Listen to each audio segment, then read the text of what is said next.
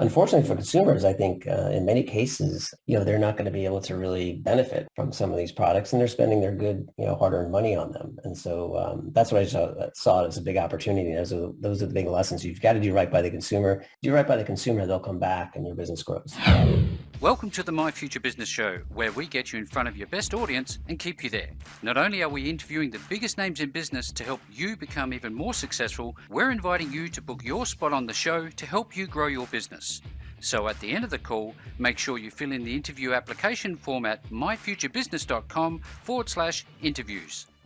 Hello, and welcome back to the show. My name's Rick Nuske. I'm your host, and I just like to take a second to pause at the start of each call to say thank you so very much for all of your support. It makes a great deal of difference knowing that you're getting some value out of the show. So if you're new to the show here today, you're in for a treat because I'm on the line with the wonderful John McDonagh. Welcome to the show, John. Thanks, Rick, and thanks for having me. Absolutely. Look forward to talking with your audience. Absolutely. It's a real pleasure to have you here. You're now obviously the president and CEO at NextEvo Naturals, and we're going to be talking about that business in some detail, but it's customary for us, John, to spend some time learning a little bit more about you, I guess more of your private life, your hobbies, things you like to do before we sort of pivot into that. So where are you calling in from today? Yeah, sure. So I'm in the suburb of Philadelphia, Pennsylvania, and I actually grew up in Long Island, New York, so kind of a northeast coaster in the U.S. Tell us about life growing up. What can you recall of it? Actually, I really enjoyed my upbringing. So I grew up in Long Island, as I mentioned, surrounded by water. Yep. North Shore is Long Island Sound, South Shore is the beach. So a lot of things surrounded by just water activities, I guess, as you say. And one of the things, kind of a misnomer a little bit about Long Island is people think about it as this very densely populated area. And my parents had actually purchased a place with a few acres of land. So it was actually kind of a nice rural upbringing. I enjoyed a lot of different things, all kind of classic U.S. sports. Yep. But as I mentioned, got a chance to dabble into the water activities. And then it's interesting, I have a couple brothers that are very different. So I'm the third son. I actually have two other brothers and sisters. One is very academic focused and into sports. The other one was more of like an engineering and car enthusiast. And so I've kind of adapted both elements of my brothers and enjoyed playing sports. And I've also enjoyed working on cars and breaking them down and building my own, which is what I did. Oh, wow. When I was just a teenager. Yeah. Yeah. What sort of cars? So these were all, I guess at the time I was growing up, was a teenager, was the late 60s kind of pony car and muscle cars were popular, like Camaros and Mustangs. So I actually was able to build one 1967 Mustang out of two cars. Oh, excellent. So, the old cars back then, they didn't last as long as they do now. And so you had to actually kind of steal from both vehicles to build one good one. It's a bit of the Frankenstein approach. Yes, and then in the process, of course, very interested in making it, faster and more powerful and so on. So as you do. Now, when you were growing up, you were on acreage, as you mentioned. Did you have any pets in your life growing up? Sure. Great Labrador Retriever. Beautiful dogs. Yeah, beautiful dog, great. And again, in the water, you throw a stick out there, and she'd go get it. And, she's gone. Yeah, and bring it back. So it was nice, very nice. And then we also had like this cat, and because of the area we grew up in, you had to be a warrior to go out at night. You had to fend off possum and raccoons and all those sorts of creatures. So he lasted a good bit in those surroundings. It was pretty impressive. In his environment. Now, I know that as a president and CEO of an organization such as yours, you would be very busy. But when you do have some time to relax, what do you do with yourself? Do you like a movie? Do you like listening to music? What's your thing?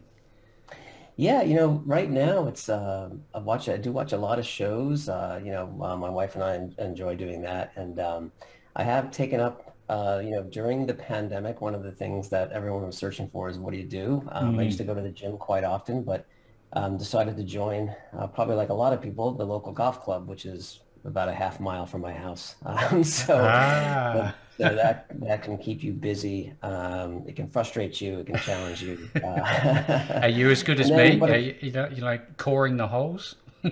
yeah, yeah, but it's also it's a nice walkabout with your, with your friends as well, right? So it's a Yeah. nice social environment as well. Yeah, I do like that. I do like the fact that you value a bit of relaxation. I've played a bit of golf, and I understand exactly what you mean. Some of the best conversations and some of the best ideas come from having a conversation on the golf course, don't they? Yeah, they absolutely can. I know, I've got a few friends that, um, they're a bit entrepreneurial. So a lot of times they're coming up with like, hey, we're smart people. We should put our heads together. What should we, what should we do? What should we build? We've got some resources at our means. And so, one gentleman in particular is always interested in the big idea, right? So Mm. it's good. So do you value mentorship? You surround yourself with people that are obviously entrepreneurial spirited. What do you personally have a mentor, or how do you learn? What's the best way for you? Yeah, it's interesting. I was really fortunate. And we'll probably talk about some of my early career, but I worked at a company, Johnson and Johnson, for a number of years. Mm. And when I actually switched careers from accounting and finance into marketing. And when I did so, there was one particular gentleman that joined the company at the time, and he didn't know, I was an accounting guy. And so, when I was doing some work with him, we really hit it off, and he became my mentor for a number of years, and actually he's actually the non-executive chairman of NextEvo Inc. Oh. So I know that I can rely on him for any kind of advice Hmm. that I need, and he's just a marketing whiz, but he's also just extremely insightful.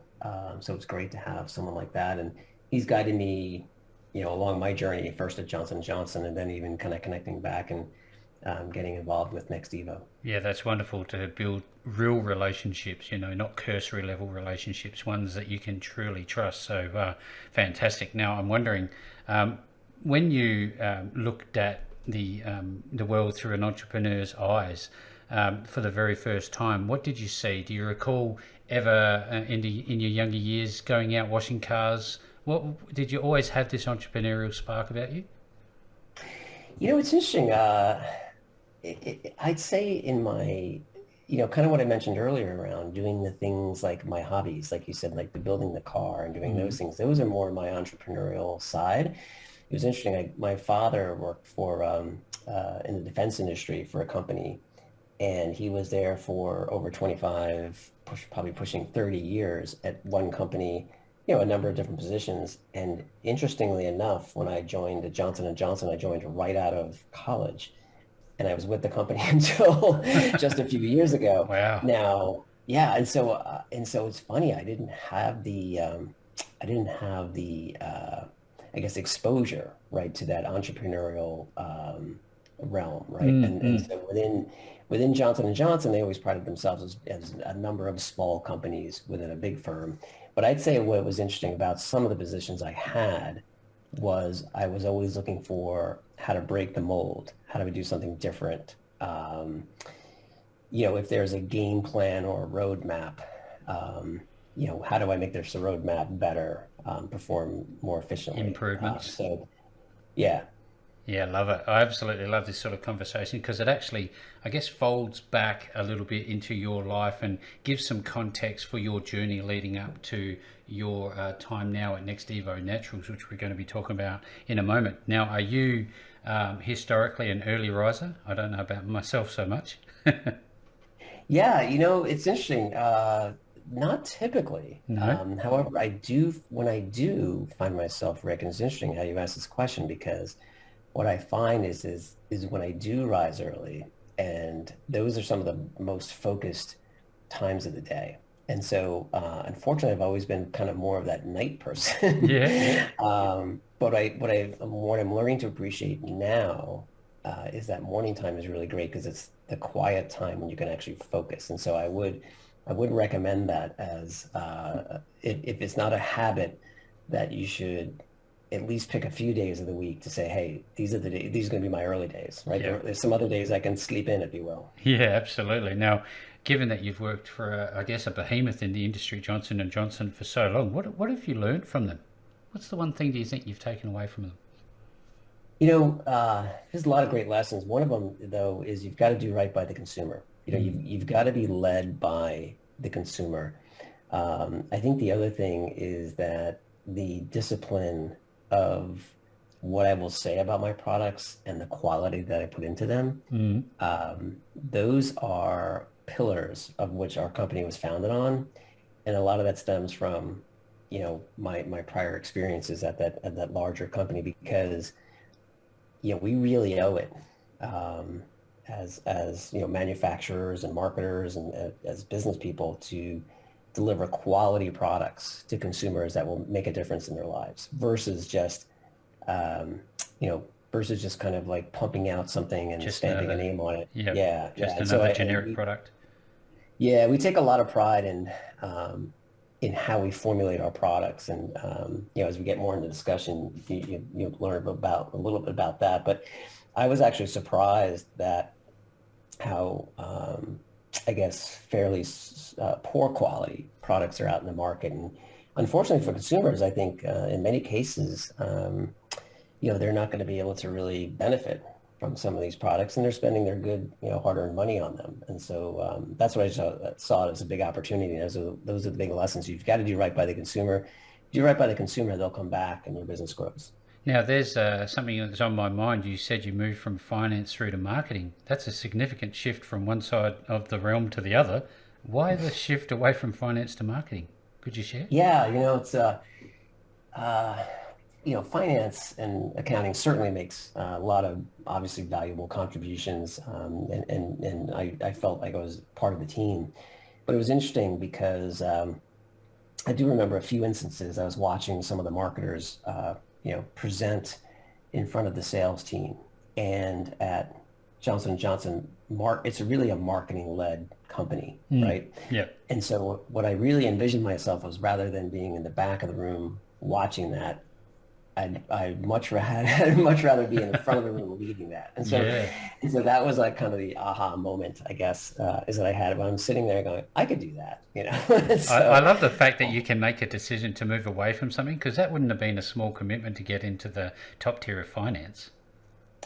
no, it was interesting. I was a bit of a trailblazer, and talk about entrepreneurial. That was kind of them. No one that anyone could remember had ever done that Mm. until I had done it. And again, I think so I didn't have an MBA from Kellogg or Wharton or Harvard, right, and Mm. Cornell, which is where some of my peers did at the time. So it was very, very fairly unique situation right at the time. So it was a bit of a trailblazer. And I had a number of people, sit me down and say, you sure you want to do What are you this? doing? So, Have you thought this through? yeah, Well, exactly. it's probably a really good segue into my next question, which was to do with the risk that we take in business and everything we do, essentially, John. Now, I'm wondering, should you embrace risk, and should you see that there's two sides to risk? And what can you tell us about your experience with it? Yeah, that's an interesting question, Rick. I think, certainly with risk, there's certain things you can risk, right? And then there's certain things you can't, right? So you don't want to risk, for example, product quality, right? Mm. You have to, you have to know where you're willing to exercise risk. If you want to invest heavily behind a program you're not sure about, that's a risk. That's a So risk, yeah.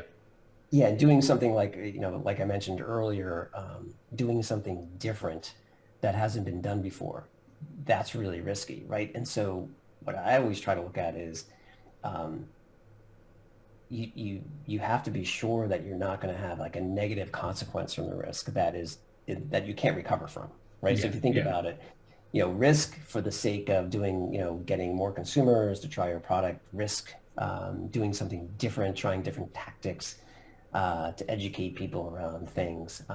Yeah, they're not all going to pay out from a financial standpoint, but if you did something risky on a quality standpoint, for example, that's where you have to draw the line. And so that's where I think, that's where it's interesting. Like everyone has their own appetite for risk. Money is one thing, but you know, the health and Yeah. well-being of consumers is a whole nother, and also of your reputation, right? You don't want to do something that's going to risk your reputation. No, absolutely not. You talked about risk appetite, and that's something I learned some years ago, and I think it's a really great reflection of where your mindset is around the products that we're just about to talk about. But before we do you value lifelong learning, and how do you learn the best? Yeah. Again, another really interesting question. I'm a big reader. So I will devour lots of materials. A lot of it's really more like periodicals Mm-hmm. versus large books and things like that. Because Mm-hmm. I think like a lot of people, I like my information more in, I Bite hate to say, size. I won't say sound bites, but I'll say like small portions, right? And Yep. so Yep. I think sometimes books for me many times can get repetitive. Yep. And so, like chapter one, here's the, Yeah. Here you go. so yeah. But I'll also observe a lot of things too. And I'm constantly asking questions, I think, which is a way that I learn. Um, Constantly reading, constantly trying to put myself into the position of the other person, like the expert, and try Yep. to see it from their eyes, but then also say, what is the meaning of this, right? When you're looking at, like, for example, clinical studies, I'm not the world's best scientist, but I think about what's the implications of this, Yep. on my company, on the consumer, on our products. And so, what does this mean for somebody? But there's a lot of great, I think, learning just by asking questions, Rick, right? Yeah. Absolutely. Absolutely. I do you enjoy an audiobook? I'm an audiobook fan myself. It's really interesting. I enjoyed a few of them, and I was reading a book, and then um, we tried the audio version of it. I didn't like the read, No, the so narration. I didn't think the reader was doing a good job of like the character, and so I just turned it off. I couldn't read it. And Didn't grab the you. interesting thing, Rick, is another kind of like, I'd say, piece of me. I like to do a lot of kind of like mimicking of voices, and so when I read a book, I actually read it like I'm in character sometimes. Oh, wow. So yeah. Hearing someone else trying to interpret what had already interpreted for like, 80 pages, I couldn't get into it. Couldn't It was do really, it. Now, I think you touched on earlier reference to superpowers. What do you think yours is? oh boy, a superpower. I don't Yeah. know What if What I do you do best? have. Uh, I think just challenge status quos. I think just flipping things on its head. A lot of times I'm looking for an outcome versus, I think versus here's the 10 things how to get to the outcome. Mm-hmm. I like to kind of flip it around and say, how do we get X, right? And so I do like to challenge kind of the status quo, how things are done. That's Yeah. excellent. I'm loving this call because it gives some really important context for our listeners because they are on the line and they're listening, and I think there's a lot of value in sharing the more personal side before we get into the nuts and bolts of the call, because at the end of the day, business fundamentally doesn't change all that much, but the people behind it do. Now, tell us about a little bit about your journey starting a business. How's that been for you? Yeah, I'd say it was definitely a challenge, which is when we actually founded the company, we were just a few months into COVID. So, a lot came with that, right? It's been good fun, hasn't it? Um, yeah, yeah. And so, a development program that should have taken, 9 months takes, 18 months, right? Yeah. Things of that nature. So those were definitely challenges that we had, but it was interesting because, Rick, one of the things we had first set out to do was find a company doing something really, really well that we could invest in, not like just necessarily from this creating a company standpoint. And what we found was in this space in particular, like CBD and the supplement category, was we really couldn't find someone that we felt had something that was differentiated, something that was special. and someone who was doing something in a quality way that wasn't asking some like ridiculous amount of money for it when they didn't have a whole lot really behind it, right? Yep, So yep. it was interesting when we started the journey. I wouldn't say we were forced into the journey, but we said, hey, let's, we kind of had this epiphany of why would we give someone else money and then, participate in this? Why don't we just start this up and from scratch? I think we'd be better off. And that's how it started. Yeah, wow. Thank you for sharing. Now, I love to talk about value propositions. You've talked about quality as a value proposition, presumably. And what other value propositions are involved with your organization, NextEvo Naturals? Yeah. So, one of the things is we're always going to be evidence-backed, right? And so, one of the things we recognized early was that there's a lot of really great natural products, right? And, CBD is one of them, and there's other supplements as well. But what we recognized was that, CBD, like other molecules, just because they're natural, doesn't mean they get into your system very easily. They're not readily absorbed by your body. And so trying to get the benefits from CBD and other natural supplements is not as easy as you would think. And so one of the things is, definitely quality, being consumer led, and then also making sure that we had the science and the evidence behind us to ensure that we had something that was going to serve in that value proposition, right? So make sure that we had a robust plan. We knew that we wanted to have evidence really at every step of the way. Yeah, it seems to be a common theme, the evidence base, the science behind it, the quality, and I can see a pattern forming here. Is this what you've referred to as your smart sorb? Can you tell us a little bit about that? Yeah, sure.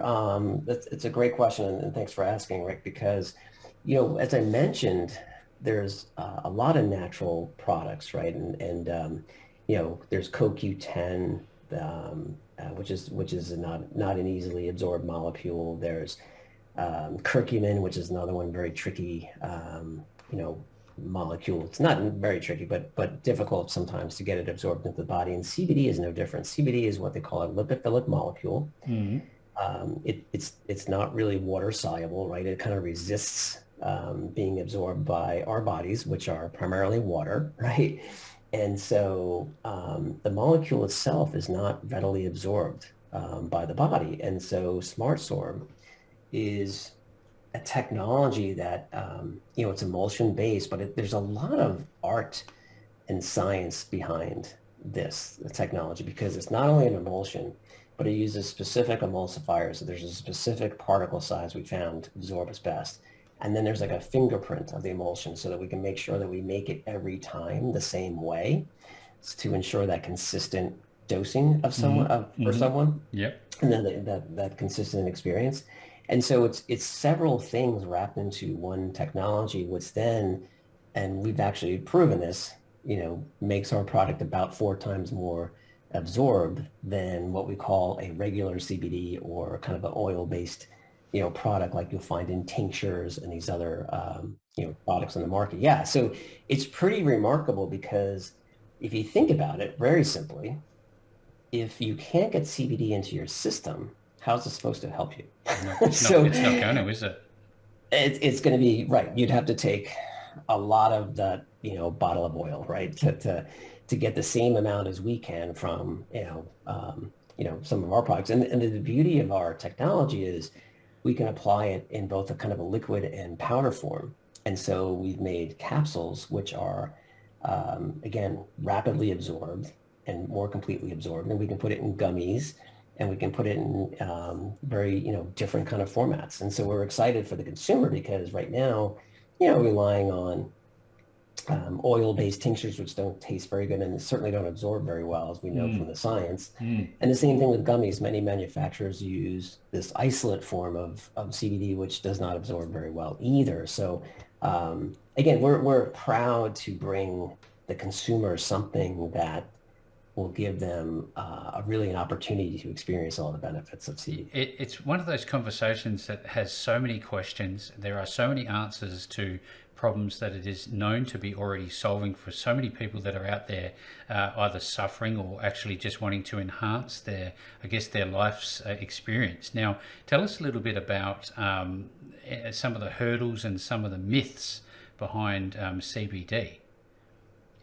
Oh yeah. So, as I mentioned, there's a couple things actually, Rick. It's really interesting because some of the marketing around it, around the products in the category, is that you need this, entourage effect, which is borrowed from like the cannabis industry, right? And the entourage effect means that, well, there's CBD, and then there's other cannabinoids and terpenes and other things into the, in the mix, if you will, Yep, to yep. enable them all to work. And so when you look at the science, all the science is behind CBD. It's not behind all these these little minor cannabinoids that are in the products of, maybe 1% or 0.5%, of the total product. So there's a lot of myths around this full spectrum entourage effect, which may or may not really be true, right? So it's really the CBD is the molecule bringing you the benefit, right? Not all these other things All in these it. other things, yeah.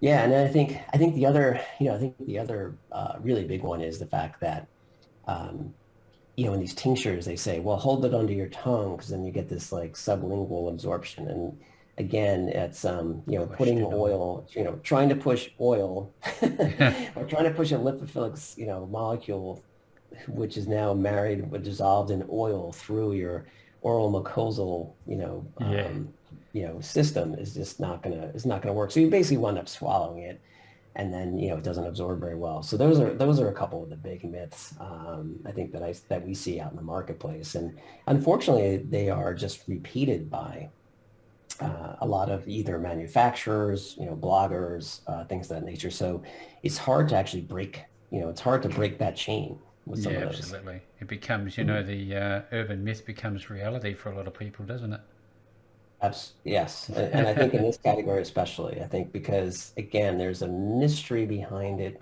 I think because it's relationship with cannabis, and so you have a lot of I would really just say it's misinformation, Yeah, So yeah. yeah, So I'm yeah. wondering, what's the, I guess, the local and I guess wider take up from the more scientific medical sort of profession around these types of products? So it's interesting, Rick, because we all know there's Epidiolex, right, which is on the market as a prescription drug for rare conditions of epilepsy and Yep. kind of rare populations, right, of children, right? And so we know there's definitely science behind that. What's great about it now, since in the U.S. The Farm Bill was signed in 2018, there's a lot more research going on around it. And we've been working with some great medical advisors, Dr. David Chernoff, and now Dr. David LaFell from Yale in dermatology. And so we're looking at some of the benefits, particularly in the areas of like stress, stress and anxiety, and then Mm. also around the areas of inflammation. And so when you look at those areas, there's clearly some benefits. Some of the keys now is understanding what are the right dose levels. Yep. Yep. Yeah, and then what is that activity and how you measure it versus other, potentially other products out there that do similar type of things. So I think the science is that there's absolutely strong indicators of good evidence, but Mm. now we just got to continue to make the science even better. Yeah, fantastic. It's certainly not a new thing. I mean, there's lots of states across America that have already made it legal, and for other types of applications, not so much your own. Now, I'm wondering, is your product more local? Who do you serve? Yeah, so we definitely have a national audience. Like as you mentioned, it's interesting in the United States is that so there's, cannabis, which is, marijuana, medical marijuana, and Mm. recreational marijuana. I think that's now legal in the US in about, I think it's over 17 states, but it's actually a large part of the population in Mm. terms of where people live. Yep. Because you've got states like California and New Jersey just, The larger approved ones. it. New York approved it. Yeah. So there's some big states that are doing it. CBD, it's interesting. CBD is starting now to follow cannabis from the states are putting in legislation to have it sold as a dietary supplement versus a drug. The FDA makes it very challenging in the US because once they declare something a drug, it's hard to have it as a drug and a dietary supplement. Yeah, So, yeah.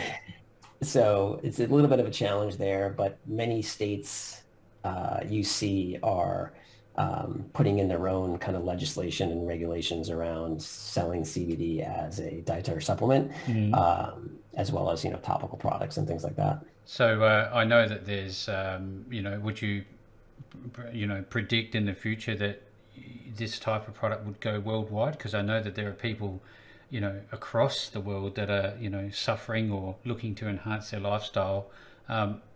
Would this be something that you'd be considering going global? Oh, I think it would be, Rick. I mean, I know, for example, like the UK has some novel food legislation and guidelines, right, that they've enacted. Australia is actually another country, right? So your own Mm. Australia that Yep. has legalized it fully across, for use as a dietary supplement. And they put parameters around how much, right? The amount that you should take a day, or what is deemed then a dietary supplement. I think in Australia it's up 150, 170 milligrams per Milligrams. day, Yep. right? So you're not talking about these like massive Massive prescription quantity. doses, Yeah. which, yeah, yeah. So I think there will be a day. I think once, especially, when people, one of those other myths I should have mentioned was that, oh, CBD is the same as cannabis, it's the same as marijuana, it's going to get you high, right? So No, that's not at another all. that's another right. That's another one of those myths that unless you're educated, you might not know the difference. And No. I've had my own friends say, "Oh, you're selling that stuff, right? Wow, Uh, and I think it's moved forward from the days of the hippie reflection that it used to have. I don't think it's even near that anymore. Would you agree? I do agree, and but it's interesting, Rick, because that's also part of what we're trying to break out from. And I think what you see in um, some of the messaging in the market, it seems a bit, I'm going to say, hippie-ish, right? So Mm. it's like I mentioned, those like full spectrum effects and, these other phytocannabinoids, right? And so they're using this language like it's like, they're almost trying to tap into like a A um, culture. yeah, like this cannabis culture. And I'm like, well, this is very different. This is more like, I won't say vitamin C, right? But it's like, it's like Yeah. it's like taking a supplement to help enhance, like you were saying, like your lifestyle today, or maybe, overcoming some challenges or addressing some issues that you're having, right, along the way. So I It think lives it's in a much better. different. It lives in a Yeah, much different pillar, doesn't it? it does. Yeah, absolutely. Look, I've really loved this conversation. I'm wondering now, for those who are looking to learn more, because I will say I spent some time on your website and I was really, really pleasantly surprised, John, about the depth of content that you have available. Tell us a little bit about your website and where people can find you.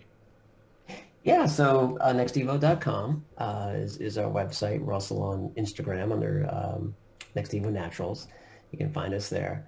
And one of the things we're trying to really do, Rick, is guide the consumer to kind of this, I'll call it, educational information if they have questions, right? And so, a lot of people do have questions around like what I just mentioned around full spectrum, or how is it absorbed, and bioavailability, and who should I believe and who I shouldn't. And so we really want to help people get I'll call it the real answers on those versus Mm. kind of the ones that are out there, probably prevalent in the market. And Yep. so, yeah, and so, we're excited because right now we feel like also from our product offering standpoint, we've been able to get to a point where now we have the product development kind of behind us a little bit. And, now we're starting to really see products come out, really every month, right? So first we had our capsules, then we introduced our melatonin combination capsule, which is actually a controlled release product, which is great because melatonin, again, clinically is very good at helping you fall asleep, but it goes out of your system very quickly. Mm. So Mm. we formulated it with a controlled release formulation of melatonin to kind of help it stay in your system a little bit longer to help you stay asleep. But there's a number of products like that we've got coming out now in terms of we've got an ashwagandha product marketing very soon. we'll have another new product. So every few weeks or every month or so, we continue to launch new products, which we're really excited about now that we're kind of over, I think, some of the COVID hurdles we had earlier. Yeah, wow. What a conversation I've had with you today, John. This has really just skimmed the surface of what's happening with NextEvo. And if you're on the call today, you want to learn more, visit nextevo.com.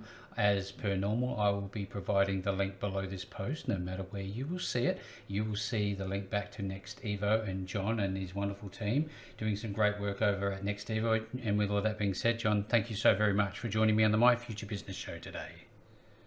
Rick, it was a great pleasure to join you today, and thank you for all your really great questions. Appreciate it. Thanks for joining us today.